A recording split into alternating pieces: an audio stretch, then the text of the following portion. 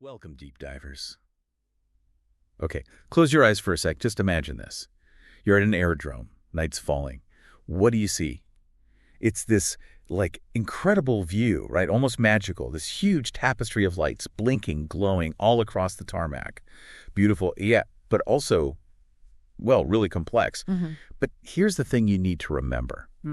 Those aren't just pretty lights. They're not decoration. No, not at all. It's a language, a really precise, critical language. Yeah. Like a silent conversation between the ground and the sky, guiding these huge planes safely. Absolutely. Every single one of those lights, it has a job to do, often a life-saving one. It's like this carefully choreographed dance of light, and it's all designed for one thing, giving pilots the exact info they need right when they need it. Yeah. And that becomes, well, even more crucial when visibility drops, when the markings on the ground just disappear in fog or rain, the lights become their only link. And that's exactly why we're doing this deep dive today.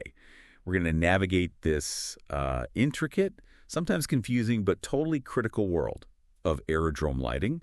We'll look at the specific systems, what they do, their characteristics, and this deep dive, it's really geared towards helping you ace those ATPL theory exams. Right. The goal isn't just memorizing what the lights are.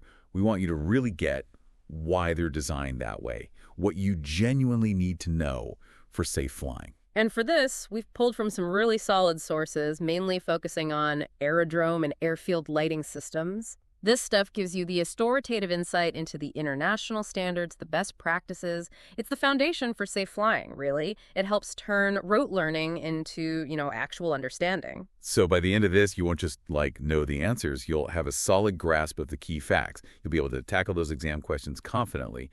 And maybe, just maybe, you'll appreciate the incredible design behind aviation safety a bit more. It's about getting you informed quickly, thoroughly. Let's light this topic up. Sounds good. Okay, let's start our journey way out, maybe hundreds of miles away, looking through the dark. What are those very first lights that tell a pilot, hey, there's an airport down there? Good place to start. And how do these distant signals set the stage for all the other lights they'll see as they get closer? We need to lay some groundwork first. The big picture. Safety, standardization. Yeah. Or maybe the lack of perfect standardization. Yeah, that's a really key point. When a pilot first spots an aerodrome at night, that sheer profusion of lights, as the source calls it, it can seem overwhelming, maybe even a bit chaotic at first glance. I can imagine. But once you get the logic behind it, it all makes sense. Every single light, every system, it has one main purpose. Yeah. Keeping the aircraft safe. There are no decorative lights out there.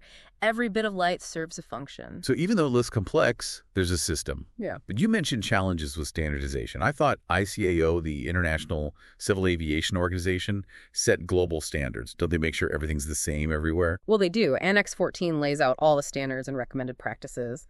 But our source calls it an unfortunate fact of life that there isn't one single truly universal lighting system used everywhere, despite ICAO's best efforts. Huh. So while ICAO gives us the framework, individual countries, even specific airports, they might have variations, maybe because of local conditions or the kind of traffic they get, or even just older systems still in place. Right. Which means pilots can't just assume every airport looks identical. They need to be adaptable. They need to understand the core principles so they can spot those variations. And that's exactly why you need to understand these principles deeply. It prepares you for the real world, not just a textbook example. That makes total sense. Adaptability is key then. And talking about safety, the sources are really clear.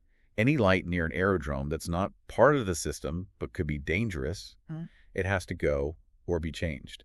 Why is that so absolute? It has to be. Imagine you're trying to land in fog, right? You're looking for those runway lights, those approach lights, and suddenly there's this bright flashing billboard or stadium lights, or even just car headlights that look kind of similar or block your view. Yeah, that would be bad. It could cause spatial disorientation. You might misidentify the runway. All right. Many thanks for listening to this free part of the ATPL Theory podcast.